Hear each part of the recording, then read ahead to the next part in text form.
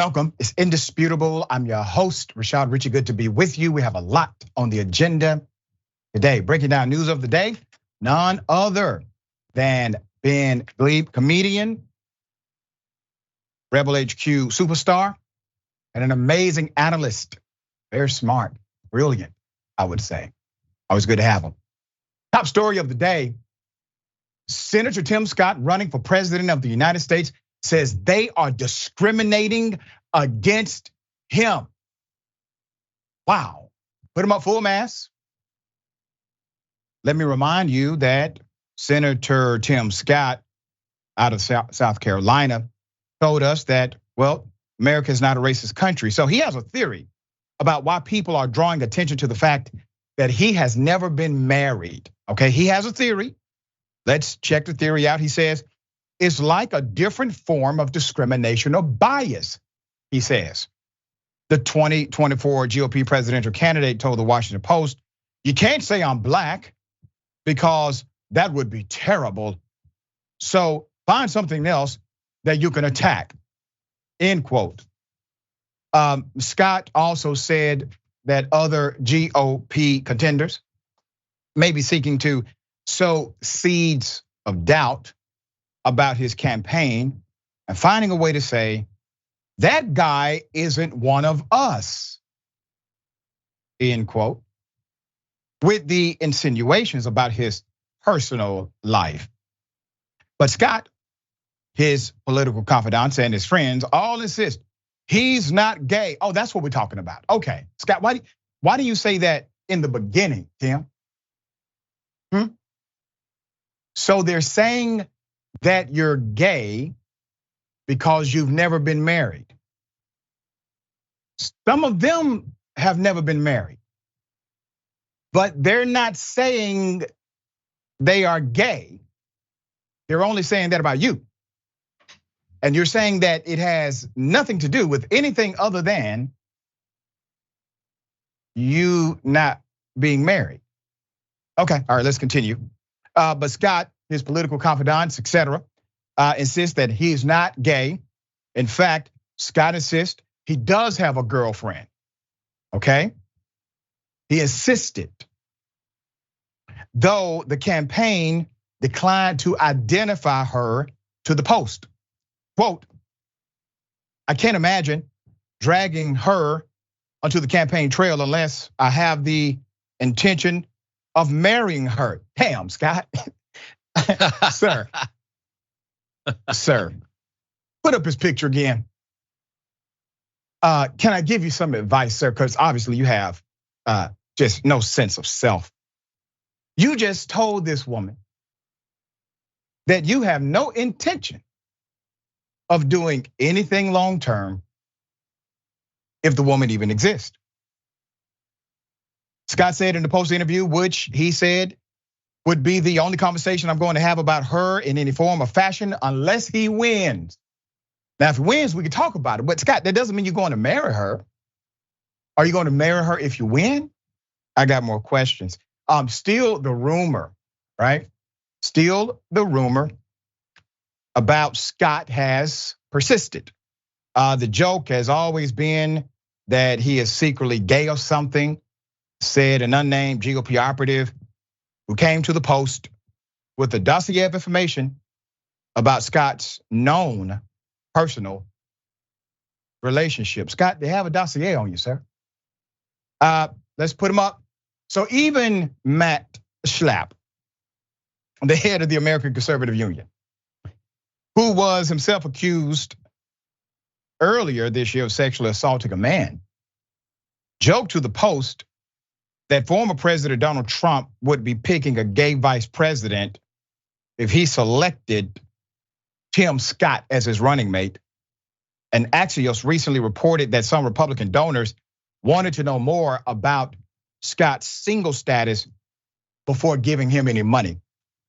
Scott first revealed the existence of his current girlfriend during an Axios interview in May.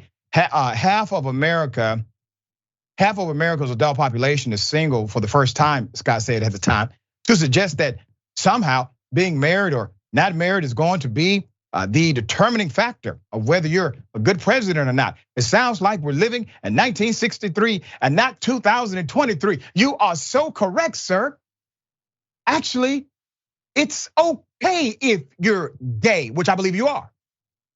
It's okay. But you all have created such an adverse narrative to the reality that exists, that permeates in the culture today. That is that people are free. They are free, Scott. You are free, sir. Here's the quote you should have given them. Gay or not. Lesbian or not. LGBTQ or not. Doesn't matter. Because it does not dictate who you are in heart, in service, in commitment, in compassion, in love. That should have been your quote to them. But instead, you decided to become defensive about marriage. You all have made marriage the cornerstone of family. You all have said that it's because of the divorce rate. And then you point to numbers, historical numbers in America where divorce was 1%. Well, that's because women could not sign contracts, sir. That's the only reason. Now, I'm reminded of what you said about this nation. Here it is. I get called Uncle Tom and the N-word by progressives, by liberals. We are not adversaries. We are family. We are all in this together, and we get to live in the greatest country on earth. So you're called the N-word and Uncle Tom by progressives. You're called gay by conservatives, and you think that equivocates.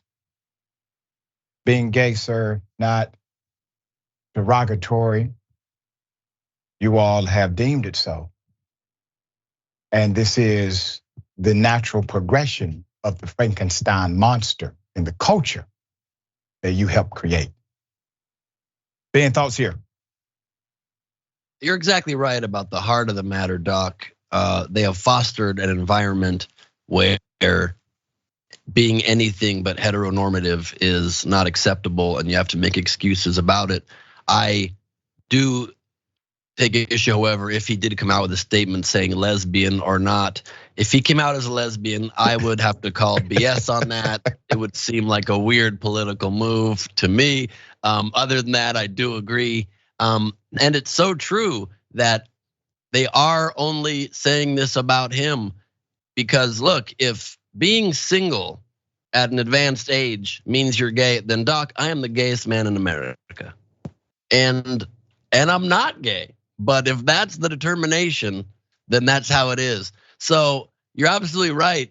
These people running for the Republican nomination have to reap what they sow. They live in a world that is prejudicial, that is biased, that is bigoted, and good luck trying to twist yourself out of that hole that you put yourself in.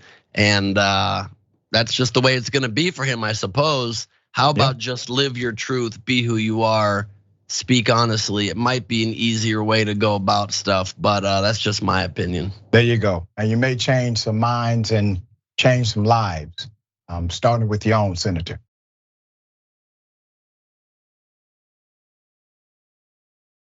Indisputable, exclusive update. I want to remind you of a kid who was arrested, who was detained inside of his school for selling candy. And we have another video. Here it is. Get off me. Get off me. Get off me, yo. Get off me. Get off me. Get off me. Look, yeah. Ezekiel, look. You don't stop, you're going in handcuffs.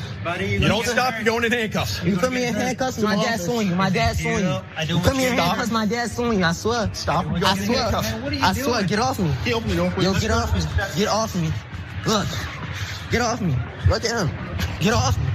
Yo, this bro, can't wait to post this. Can't wait to post this. Curry. Wait, look, he won't get off me.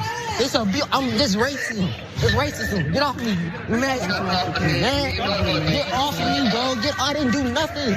Stop, buddy. Look, this man got his arm all on me. This man got his arm all on me. Ezekiel, you're gonna hurt Can yourself, you get buddy. off of me? I'm not hurting myself but he got a bruise all over my arm. Get off of me. Go to office. Look at him. We now have additional footage, and we also have an update to the narrative from the school. It is going to make your blood boil. Here's the updated footage. They're not even doing nothing. They really hurting that boy over a fucking snake. Oh my God.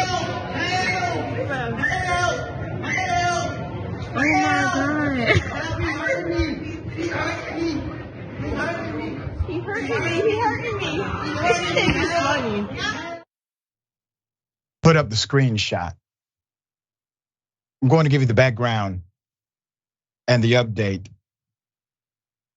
This is a story that we broke on Indisputable last week, where a 15-year-old black child at Highland Springs, Virginia, was accosted by officers because he was caught selling candy at school. Enterprising is what it's called. According to his father, Christopher Richards, the young Ezekiel was suspended for 5 days following the incident for, quote, non-compliance. Mr. Richards told Indisputable that Ezekiel's teachers were not informed of this by the administration and marked him down as absent on his record. They did not communicate that he was suspended, so he received basically demerits. Mr. Richards also told Indisputable that Highland Springs High School has requested that Ezekiel finish out the school year via remote learning, not come back on campus, because they consider him to be a disturbance to the institutional norm. So we reached out to Highland Springs High School for a comment. They stated, Henrico Schools does not comment on specifics of individual student discipline matters. School administrators have worked collaboratively with the student's custodial parent to ensure the young man's needs are being met, end quote. Once again, put up the people in charge, okay? You have Mr. Kenneth White and the assistant principal who's wearing a sweater and a sports coat, Salam Hervez. Now, the story gets even deeper. Disputable. On Monday, they said, August 28th, 2023, a Henrico Police School Resource Officer, SRO, assigned to Highland Springs High School, observed a disturbance at the school involving a juvenile male student exhibiting confrontational behavior with the school administrator. The SRO monitored the ongoing situation until the student became confrontational again and uncooperative with school staff. He was detained for investigatory purposes. It continued. During this encounter with the Henrico police, the student reported a minor injury to a finger, but declined treatment. This injury was documented. The division was not made aware of any other possible injuries to the student until several days later. Please note, the student was never arrested by Henrico police. The division is unable to speak to the county public schools code of conduct, student conduct. Put up the leadership, so-called, full mass. Now, they gave us all of this information about a minor, right? An injury, the disturbance, they were uncooperative. But we did not arrest him. Well, yeah, because he did nothing illegal. You see, selling candy may be a violation of school policy, but it is not against the law. And when you decided to engage, I'm talking about the police department, and treat him as a criminal, you overstepped your authority and you went out of bounds. You treated him as if he had committed an arrestable offense. you all decided not to effect an arrest because there was nothing that could stick. The engagement was improper. So this is the chief of the local county. You got Colonel Eric English and the assistant police chief, Douglas Barker. Buck stops with them. Right now, we have no update beyond that. We are staying on top of this story as it is one of our exclusives. But once again, let's be very clear. First of all, who calls the police on a kid for selling candy? This is an amazing opportunity to engage about the principles of supply and demand. You could transform that into a remarkable lesson, even if it's prohibited during school hours. Provide an opportunity before school and after school where he can engage in that enterprising concept with the permission of his guardians. You see, that's called innovation in teaching. It permeates beyond the moment. It becomes not only a lesson for the student, but it becomes a life lesson for them as well. But instead, you decided to call the police. You know, you call the police when you need a gun. Police engage when there's criminal action. Why did the police have to do this? The resource officers that I know, they see themselves as mentors. They do not see themselves as police officers. There's one that I know, he refuses to wear his gun inside of the school building. He keeps it in the locker in case something happens, but he refuses to wear it around the students because he wants to be approachable.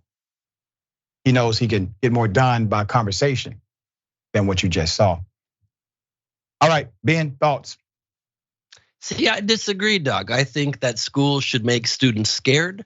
I think it should not give them the ability to feel like they can express themselves or kind of spread their wings. Schools should just be punitive and should make children hate school and hate education. That's just me, but I'm stupid. So that could be part of the problem. You're absolutely right.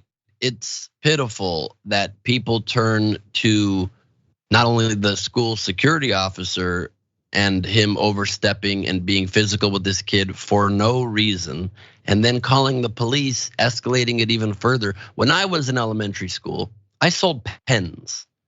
I had a bunch of cool pens I came upon, like cool ones. I remember I had one with like a little basketball on the end. I had really unique pens, and I would sell them between 50 cents and $2. I remember in like 3 days selling pens, I made $21. And I was so proud of myself, and it taught me about making money, about being a little mini entrepreneur.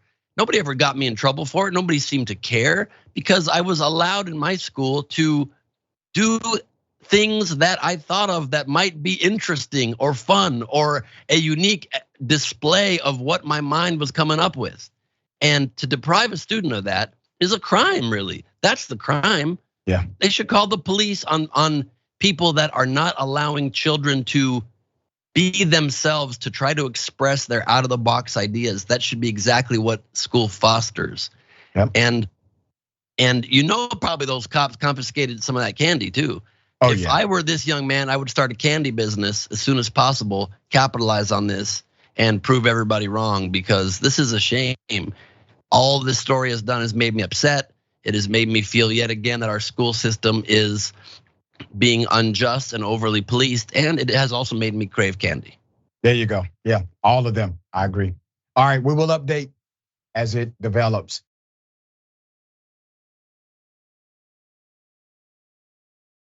Gospel singer said, y'all can kiss my ass. Here it is. It felt like I was stupid enough that needed to lie about almost dying from COVID. Kiss my entire ass. All of it. It's a lot to kiss, so get to work because you're going to be there for a while. Correction. She said you can kiss her entire ass. Put her up full mass.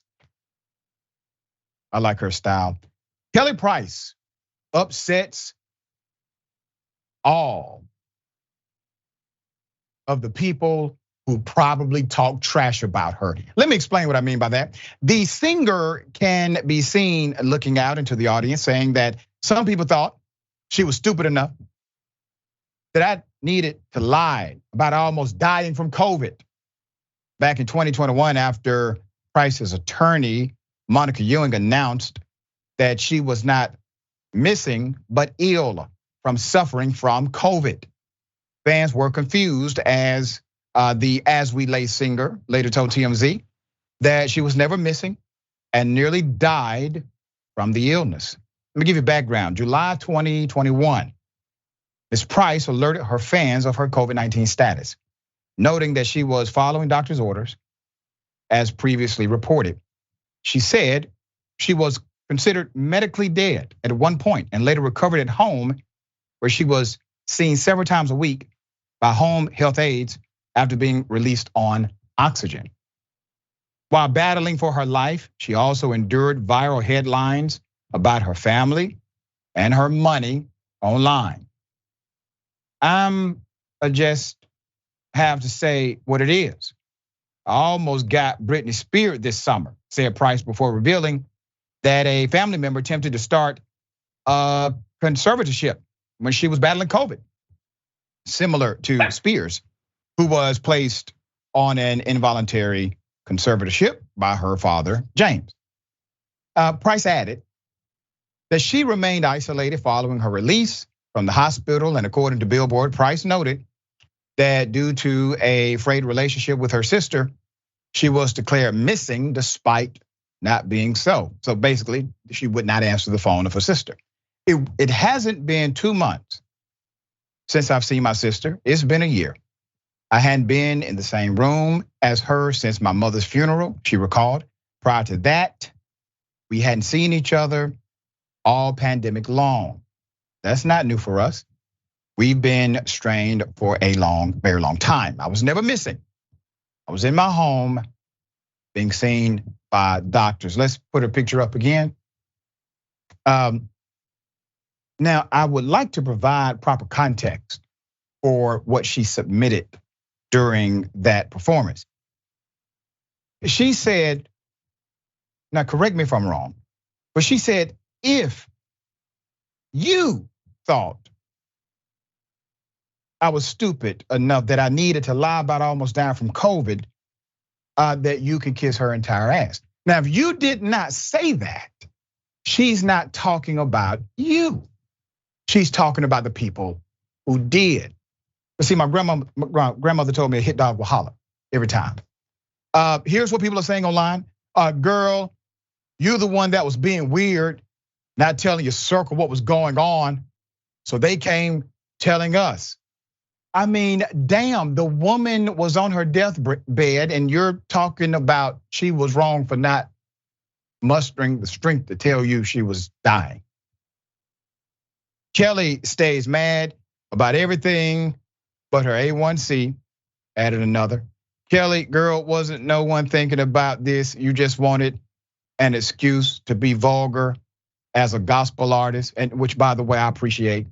She told the people to kiss her ass and reportedly went straight into a gospel song right after that. That's exactly what I do. I do the exact same thing, all right? I use profanity, I sing to the Lord. Same person. The Lord is with you everywhere you go, all right? On that stage, backstage, yep. All right, Ben, I know you have told people to kiss your ass a time or two. It happens. I've never used the phrase kiss my whole ass. I do enjoy that phrase. Yeah. I feel like that does send a stronger message for sure. It does. This story is confusing to me because from what I understand, her family did report her missing and tell people that she was missing instead of saying she was being treated for very severe COVID. I feel like this is an issue within her family more than anything. Yeah. You should be telling her family to kiss her whole ass and maybe just focus on the gospel songs. Well, I think she did tell her family, at least the sister, based on her context. Yeah. Maybe her sister was back there during the concert, taking care of business. It's hard to know, but hopefully she is getting her request taken care of because people need to respect her and let her sing her songs and not falsely report that she is a missing person. Going down with COVID is something we've mostly all experienced, and I would hate people to think that I was on the lam or something. I don't want a fugitive situation happening when I'm just home coughing. There you go. And I would say this, I appreciate the fact that she was authentic about where she was. I think we need more authenticity in all arenas, especially that of religious proclamation.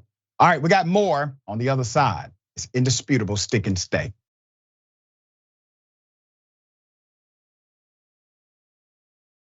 Ladies and gentlemen, I wish Karen would. You want to call the police on them for having a barbecue on a Sunday. You're still free! Back off! I'm going to tell them there's an African-American man threatening my life. Doing your job? Yeah, I've been going to the bathroom. I went to the bathroom. Go to the bathroom at home. You can't go to the bathroom here? No, it's not a public bathroom, it's a house, and I don't want anybody going to the bathroom. When you take your break, you can go to the bathroom. Okay. Don't argue with me, I'm the one that pays you. Don't be yelling at me. You have no right to be yelling at someone. This is the United States of America. And, I understand. And you not deserve to be yelling at anybody that works here just because we're Mexican. No. You have no right. I'm a Mexican too. Exactly, and you think you're above everybody. You need to just leave because right you're here. now. You should not be yelling at everybody. You need to leave right now. Call on Ricardo then. I'm the owner of the house. I'm the one paying you, and you need to leave right now. I'm gonna call the police. Go ahead. Okay? You don't want to make a scene with me, but you need to leave now. Call Ricardo and pick me up. Wait outside. Put her up full mass. Madam, in my opinion, you are a horrible human being. I'm very proud of the young man who spoke up for himself. I used to work in construction when I was a teenager. There was one rule we were all aware of. Every work site must provide proper restroom accommodation. That is the law. I'm sure there's a similar law, whatever jurisdiction you're in. You go from denying them the opportunity to do something that is human and natural. You take that dignity away. And then you engage in talking to them like children, especially the one who's involved in commentary with you or conversation with you. And because he says something that is appropriate, you tell him to leave and threaten to call the police. Wow. All right. Ben, when I saw this, I don't like the spirit of bullies. Just don't like it, right?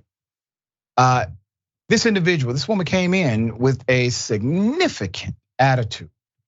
And to deny someone of a very basic function, use the restroom, I'm working here. What else am I going to do? That was already insane, and then it got worse. Thoughts? Yeah, I mean, it's a bully vibe. It's a superiority complex. It's disgusting. This woman comes in and tries to take the humanity away from these people, which to do to any people is an egregious, horrible offense. To do to people that are there helping you, that are there. This is not probably their passion project of their life. They're building your house. They're not building their own house. They're not building something that they drew up. They're there to earn a wage, hopefully a living one, probably not, according to the way this woman acts. I'm sure she's not paying extra. And it's disgusting. And this incident turns out to not be a racial one.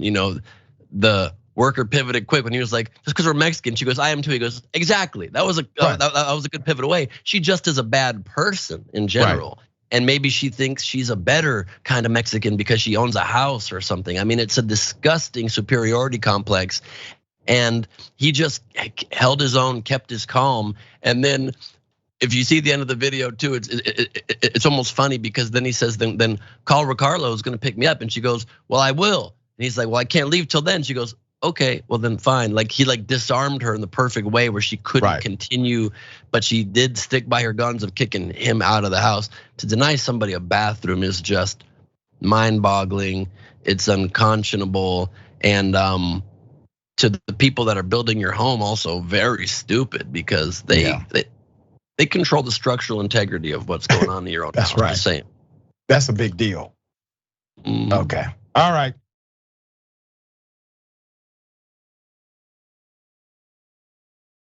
Interesting. A white female pulls out a gun on a delivery worker, another woman, put her up full mask because she said, well, she was in fear. So a white woman points a gun at a black newspaper driver.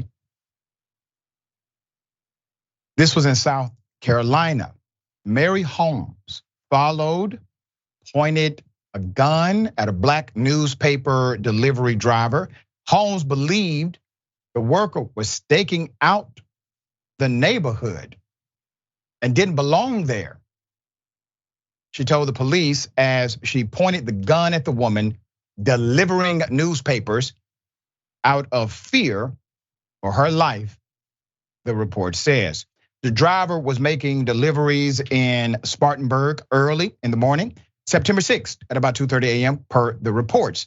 The victim saw Ms. Holmes eyeballing her while she was making her drop-offs. According to the reports citing the Spartanburg County Sheriff's Office, when the woman was about to leave the area, Ms. Holmes approached her, asking if she needed help. She reportedly turned her down and told her no. The woman continued to deliver newspapers as she was being followed, but soon became fearful that the woman would confront her on a dead-end road. So she made a U-turn on a nearby road and was then allegedly confronted by Holmes again, who pulled out a gun, pointed it at her, according to the report. However, according to the reports, the magazine dropped and the woman immediately tried to get away. So this is sloppy criminal work. So the magazine drops out the gun. This is a getaway opportunity. Holmes' partner also called 911 to inform them about her following the woman. She told police that she was frightened after seeing the delivery driver's vehicle, which, quote, didn't belong there, end quote. Mary Elizabeth Holmes, 32, has now been charged with one count of pointing and presenting firearms at a person. Some jurisdictions call that menacing, all right? According to an arrest warrant from the Spartanburg County Sheriff's Office. She was released on a $5,000 cash bond with an order of no contact, okay? We found out, obviously, this is not a first run in. Holmes was previously arrested for a violent 2011 strong arm robbery. Okay, now, here's where the detective needs to step in. Well, madam, you were arrested in 2011 for robbery. And it's 2:30 a.m. in the morning. You're following someone who clearly is a newspaper delivery person. You have a gun, you point the gun at the person, and we're supposed to believe you're not trying to commit another robbery. So we give you the benefit of the doubt. At 2:26 a.m., she pushed her way into the Spartanburg apartment and proceeded to attack two people inside, according to an incident report on record. Police say she also grabbed the man in the apartment by his hair, slung him to the ground, pulled him out the door, twisting his back after he had shattered his vertebrae earlier that year. He was already pretty defenseless. While he was on the ground, Ms. Holmes decided to go ahead and help herself to his cash from his wallet. Also took his cell phone, according to the report on record. She received 30 days probation and a fine for pleading guilty to assault and battery. Third-degree court records show. Well, isn't that something? Ben, thoughts? First of all, blonde white ladies named Elizabeth Holmes seem to always be trouble. I'm surprised she didn't also try to get the person to invest in her miracle cure blood-taking Theranos company. Yes. I mean, my goodness, this woman, what a pain, what a horrible person. You see somebody, as you said, clearly delivering papers. Does she not know what newspapers are? I understand it's a dying field, but you're throwing, what does she think? This person keeps giving gifts to the neighborhood, throwing these little dog bone shaped things towards people's houses. It's called the news, lady. And to follow this person who's clearly out doing a job and to pull a gun, I mean, it reeks exactly of iced tea and Skittles, if you ask me. It is disgusting to pull out a weapon on someone doing their job. Nobody is in heaven delivering newspapers at 2:30 a.m. They're not living out their dream job. They're doing what they can to make ends meet. And I hope that the law comes down on this person in the harshest way possible. I just hope that we start and then continue to punish these people that are racially motivated in their hatred, in their animus towards fellow human beings so hard that even those who retain some sort of racial animus don't ever act on it for fear of repercussions through the legal system, because you're never gonna get all racism out of society, unfortunately. We can improve on that, but we can step up the enforcement of the law and make sure that these people do not continue to terrorize innocent human beings doing their job. That's the hope we got. Very well said, very well said. All right, we got more on the other side. It's Indisputable Sticks today.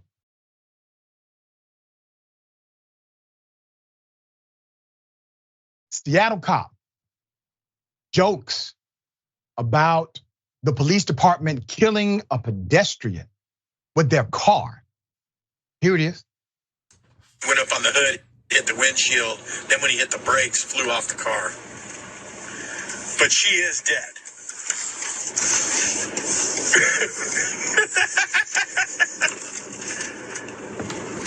No, it's a regular person. Yeah.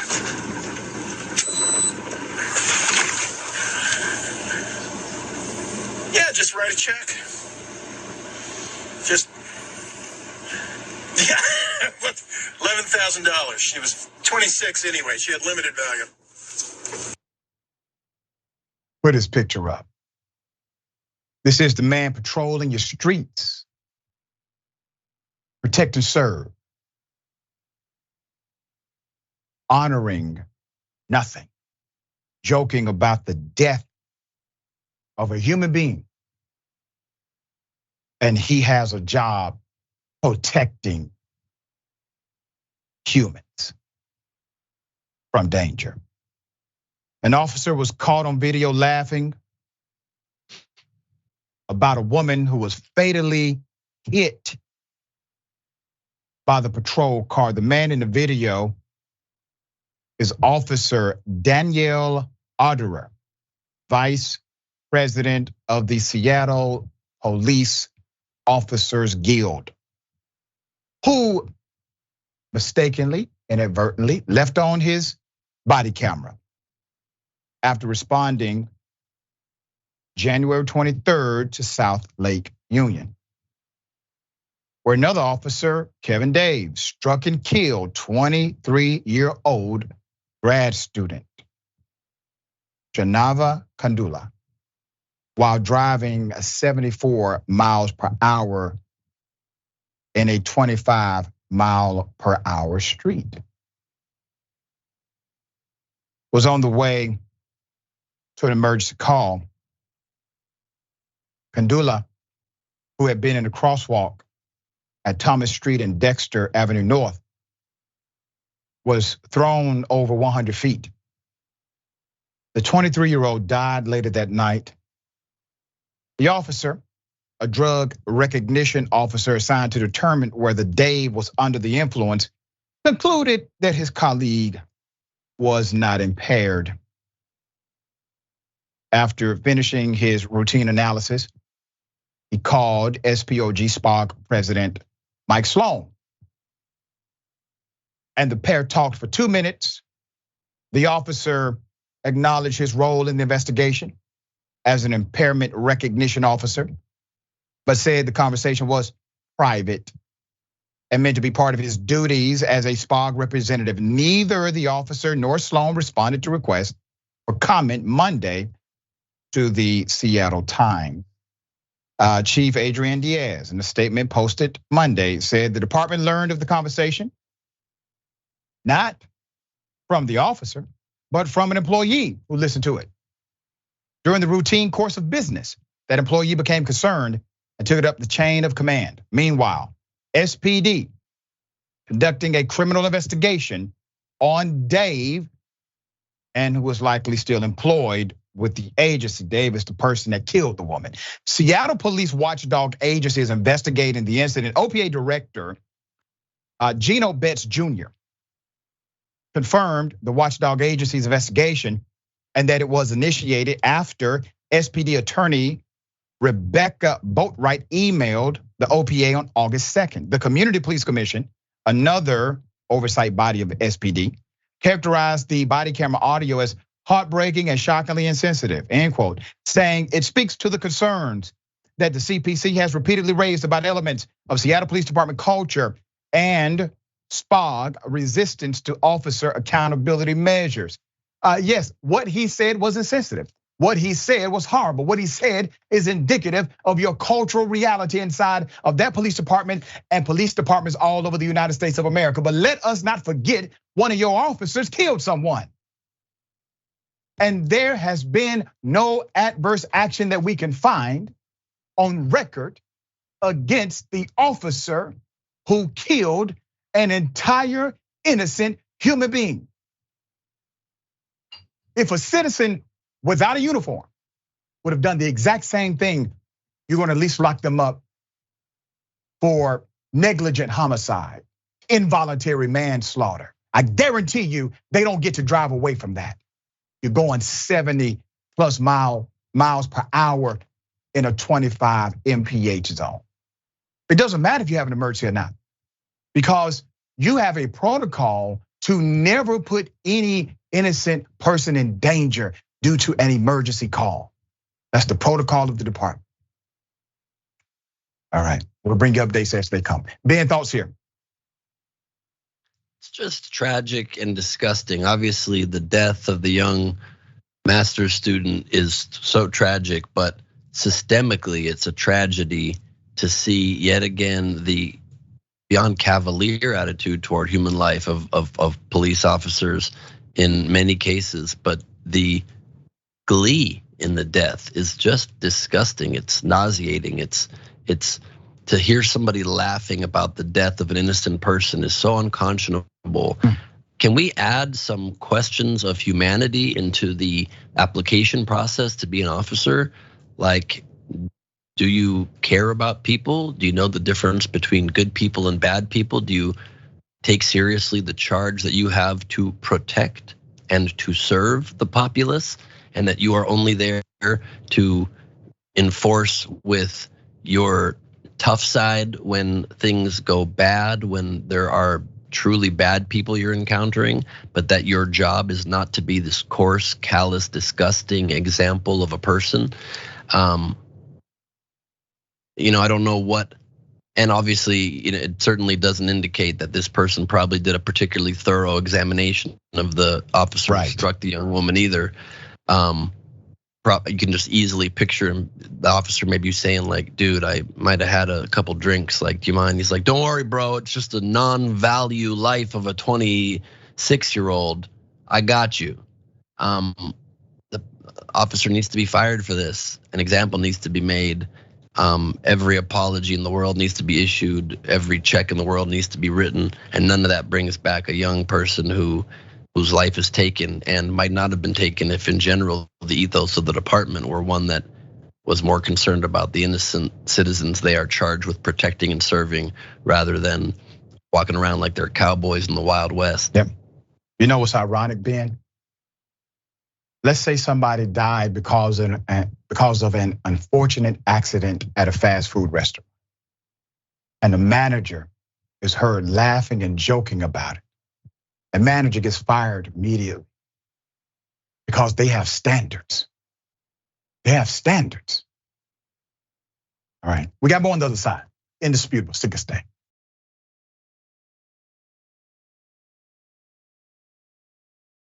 All right, welcome back. I got a hell of a story. Alabama heckle called racial slurs. Let's go to the video. Here it is. You guys are all go back to the projects. Go back to the projects. Go back to the projects. Let's go. Put up the picture. Now I'm going to give you background to this. Well, let's just say extreme behavior and racist behavior. Alabama fans heard on video yelling racist, anti-LGBTQ remarks at Texas players. Video surfaced on Sunday of 3 Texas players. You have Xavion Bryce, Jelani McDonald, and BJ Allen Jr., all of whom are black, celebrating the Longhorns' win.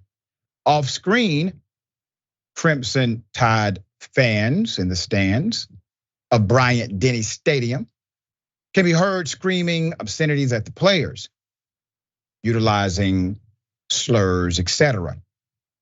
Angie Wisner, the mother of the Texas freshman running back, Quintravian Wisner, says behavior like this took place throughout the entire game, not just at the end of the game. That's a distinction worth noting because it's contrary to the narrative that some have tried to present.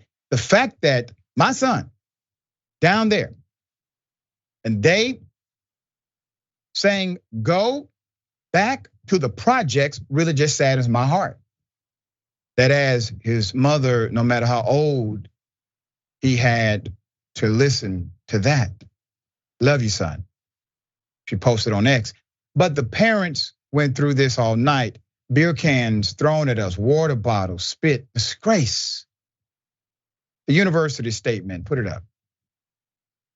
We're disgusted by reports of vile language and inappropriate behavior Saturday night. To be clear, we condemn this behavior and it would not be tolerated in our venues. It is not representative of UA or our values. We expect all attendees to act with class and respect towards others. They also added, fans are strongly encouraged to report issues to our security on site. Game day and delayed reports are appropriately addressed, and anyone found to be in violation of our rules and expectations will be promptly removed and may be banned from future events. But here's the thing. You don't think anyone who had authority heard the yells, the screams, the shouts? You don't think anyone with authority saw the objects being thrown? You don't think somebody said something to someone in authority during that entire game? We do not know the identities of the individuals who were yelling because there's no record of it. So let's be serious. This is not the first time. This is not going to be the last time. Enforcement will have to happen in order for this to decrease. These students should never be subjected to any of this. And I dare say, if it continues, there's likely cause for a civil rights litigation suit against the institutions that refuse to protect those players. All right, Ben, thoughts? You know, we live in a country now where it is lauded, it is congratulated when one side of the political spectrum is cruel and mocks others. It's seen as, I guess, lifting up your own people, your own kind, some disgusting backwards garbage. There's of course a long tradition at sporting events of talking trash to the opponents. You do it about their athletic ability on the field. That's about it. Yep. You don't do it about any condition or attribute of their life that they cannot control, and you can't do it by throwing epithets at somebody. It's just disgusting, and that's why it also matters where on a political spectrum you fall, because quite obviously those people were not progressive. Quite obviously those people were not liberals. Those people are those who are part of the party, part of the half of this country that are cool with marginalizing people, They think it's funny because their leaders think it's funny. They do that kind of thing for laughs all the time. And so of course it trickles right down. That's one thing it does trickle down is hatred. Trickles down a lot better than economic prosperity does. And that's the economic model, but also the social and civic responsibility model of the right in this country. It's disgusting and needs to stop. And to act as though this is an equally valid side of a country and just part of how I want to be in my free country. No, you don't get to have your freedom impinge on the freedom and happiness of others. That's right. I concur completely.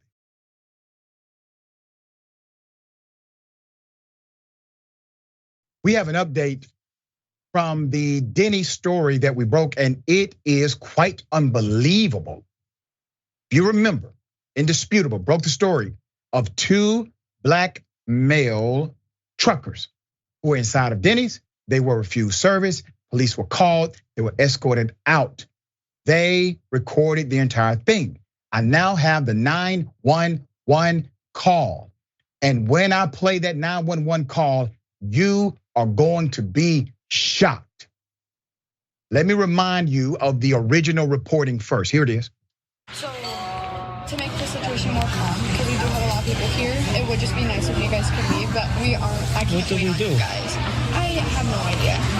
I'm not in the situation, but she, just to make it more calm, she said, you guys can calmly leave because we do have a lot of people around, or the police will be on the way, because they are. Can we talk outside real quick? Yo, record this. I am. Can we talk outside real quick?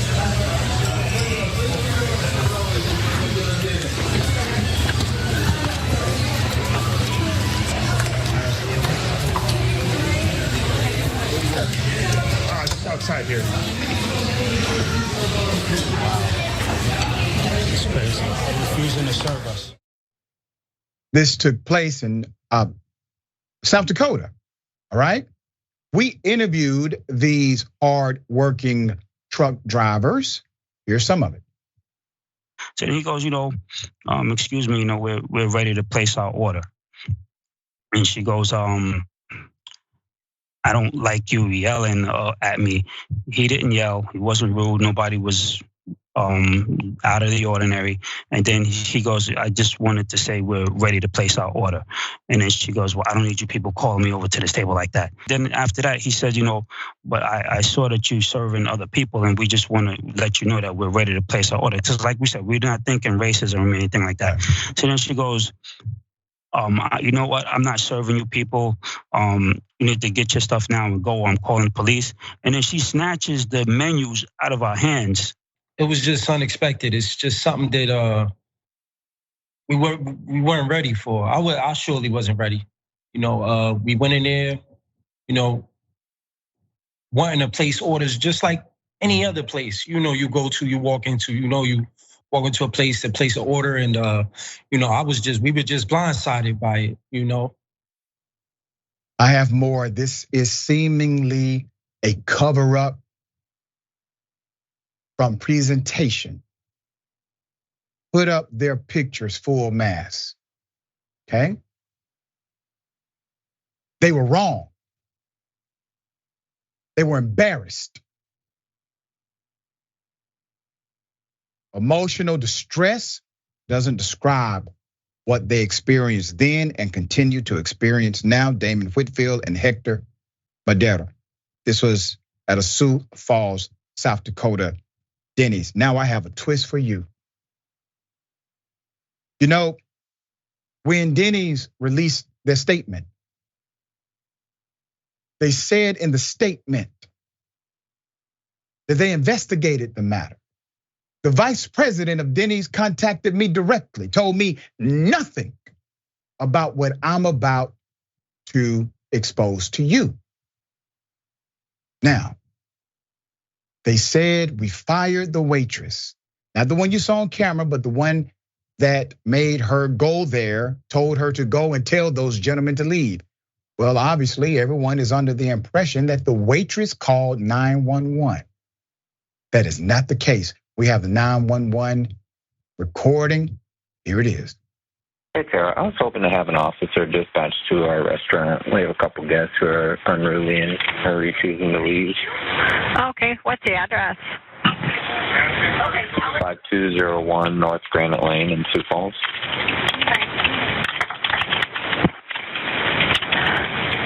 Okay, is that Denny's?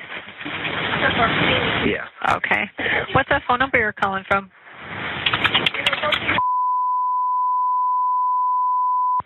Okay. Are they being violent or have any weapons on them? Not to my knowledge. So I'm the regional manager. I'm actually getting ready to head in there. I'm about 20 minutes out. But the team called me and they said they're just like very confrontational and argumentative and like refuse to leave the building and just harassing the team and kind of following them around the restaurant. Okay. Do you know what they look like or how many of them there are? Just two guys, African-American guys. That's all I really know. Okay. What is your name? At the moment, one was what was that? I'm sorry. What's your name? Mike Fletcher. Okay. And they're both still inside the restaurant? Correct. Okay.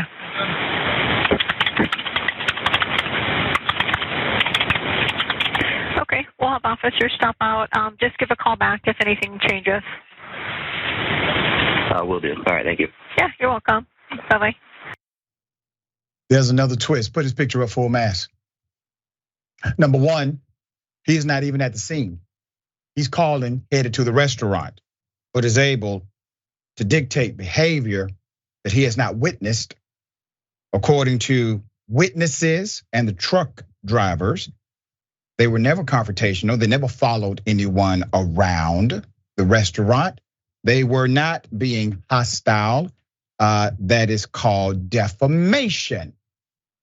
When you broadcast untrue things and represent them as fact.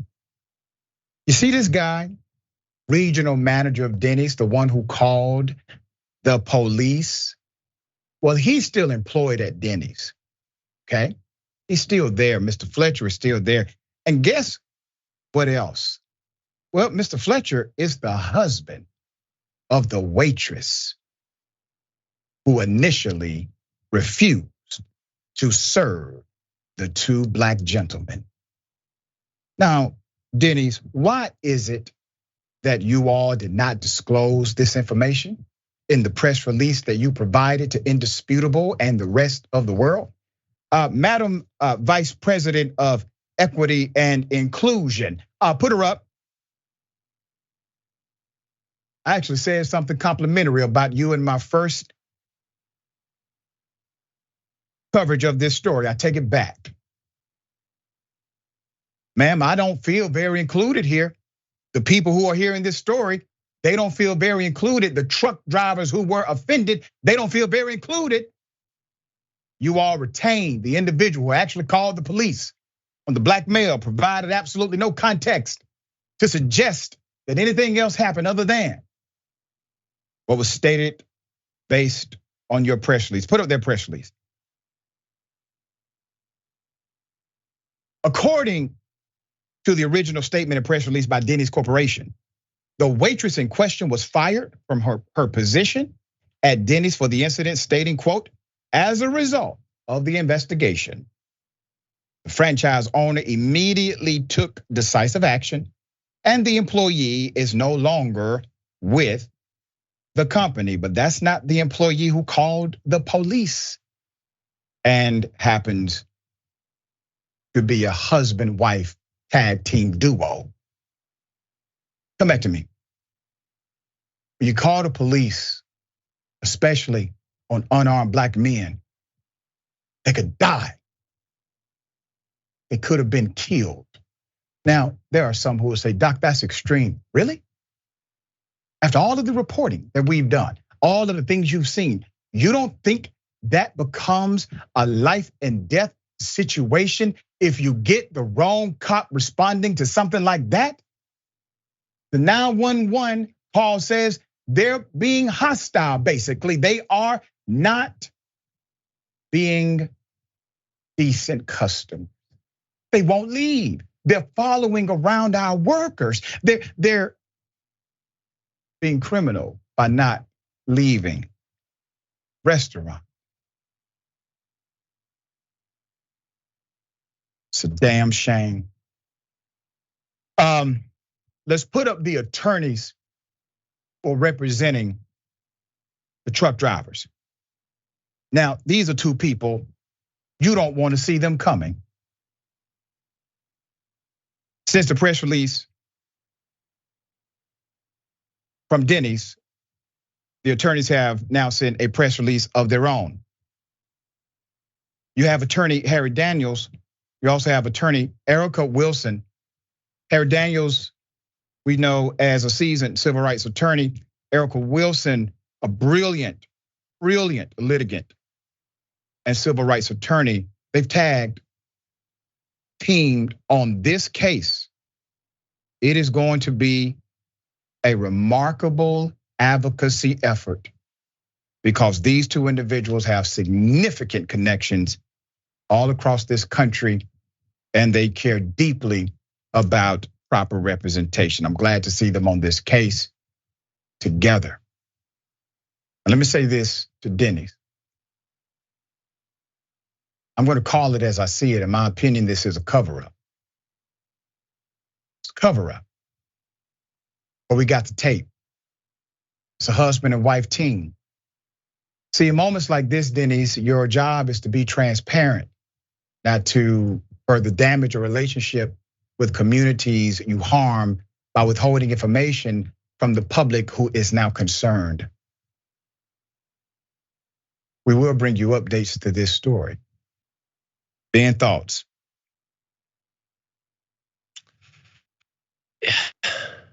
So frustrating to continually see these like doubled up actions. You see on the one hand, racism on full display, refusing to serve to hardworking people coming in for a much needed meal break. Yep. And then you immediately see something even more sinister, like this double up, this cover up, this actions of the organization to protect the egregious behavior of one employee, and then it becomes systemic and the problem just gets so much worse. Like you said, your job is to be transparent when something like this happens. Your job is to respond with nothing more than, we are so sorry this happened, we're looking into it immediately, and the parties who committed this will be punished accordingly. Instead of this, what is this, a thin yellow line of Denny's employees that refuse to meter out justice and fairness when it is found? It's just gross. And like you said, it's good that these people are not taking it lying down, but have hired attorneys and are gonna try to force justice upon an unjust situation. I want to say this because the trucker says something to me, and I'm sure they're okay with me sharing it out loud. This Denny's is affixed to a pilot gas station.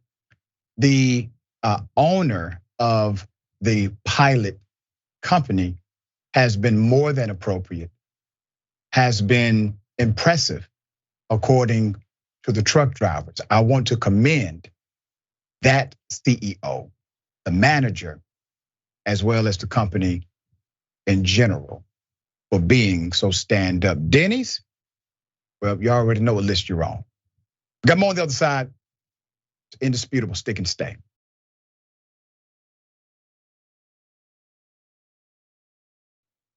Welcome back. All right, pops engage in a fist fight at a wedding brawl. Here it is.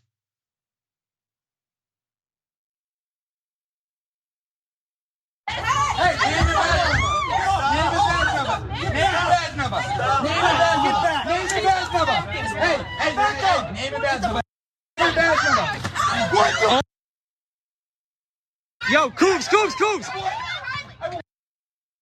Here, bro. Oh my God. Kubi, get back. Kubi. You saw that. He touched my wife. Oh my God. Oh my God.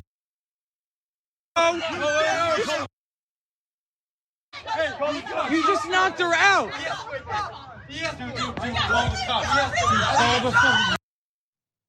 Oh my God. Everybody's alive. Put up the picture full mass. Now, I'm not saying that anyone should have been shot. But if someone was, it would have been understandable. They did physically assault the police, even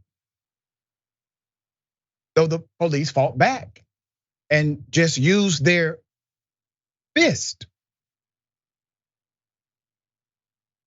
Complete chaos in a fight between police and wedding party goers in Newport. 6 people were busted when Rhode Island wedding party turned into a wild brawl with cops, with body cam footage showing a woman repeatedly kicking one cop in the groin, while another guest allegedly grabbed for the gun, alive and well. Newport police officers arrived at the Landing Restaurant in Bowens Wharf around 1 a.m. Sunday after a call about a disorderly party. That's according to the police report shared online. Security staff told police that David Oenick, 44, had allegedly tried to punch an employee and shoved another when he was denied entry as an unwanted party. So you have criminal trespass already with an act of violence. As police questioned Oenick, his friends began surrounding the officers, who repeatedly told them to back away before they moved to arrest, not shoot, not tase, but arrest his wife, Rachel Oenick, 41, for failing to follow instructions. After Oenick's wife tripped and fell during the arrest, the group of friends swarmed the officers with Alexandra Bell-Hardy, 31, seen in the orange dress, kicking the sergeant named Stephen Carrick in the groin. The cop wrote this in the report. The cop then immediately swings with a slap, with all out brawl erupting. The officers tried to separate and arrest the group. As the cops rushed Nash and handcuffed him, Flaherty could be seen again trying to kick the officer in the groin. The cop tried to punch the suspect, ended up hitting Rachel in the jaw. Well, Rachel's still alive. Rachel was knocked unconscious, and she and Carrick were taken to a nearby hospital. They have since been released. Nash, Flaherty, Rachel, and Olivia Costello, 20, all face assault charges, as well as charges for resisting arrest, obstruction of justice, disorderly conduct, police said. Oenick was charged with disorderly conduct. And the 6th individual, Kylie Swain, 28, was charged with assault and disorderly conduct. What about felony assault on the police officer? What about felony obstruction? What about somebody getting tased or maced? None of that happened. They put their hands on the gun as if they were going to pull it and never did, even when they were being jumped. I bring this to your attention to highlight one factor: value. Why did they choose not to kill anyone? Why did they choose not to use their taser or another weapon that was non-lethal but harmful? Because they valued the people they were fighting. Ben, thoughts here? Yeah, I mean, that certainly does seem to be the case. This was not even one person. You have oftentimes a black person in their car without any weapon, not doing anything, and they get assaulted by 5 officers. They get sometimes tased, sometimes shot, sometimes killed. Here you have a group of 5 to 10 people assaulting 3 officers or so, and they don't even pull their weapons out. Draw your own conclusions, but it seems pretty obvious to me. Right. All right. Yesterday, came home pretty late. And when I walked into my home, someone started to text message me threats. Let's put it up full mass. It started with Professor ? I did not recognize the number, did not respond. That was at 10:15 p.m. At 10:18, Dr. Richey, ? My response is, who is this?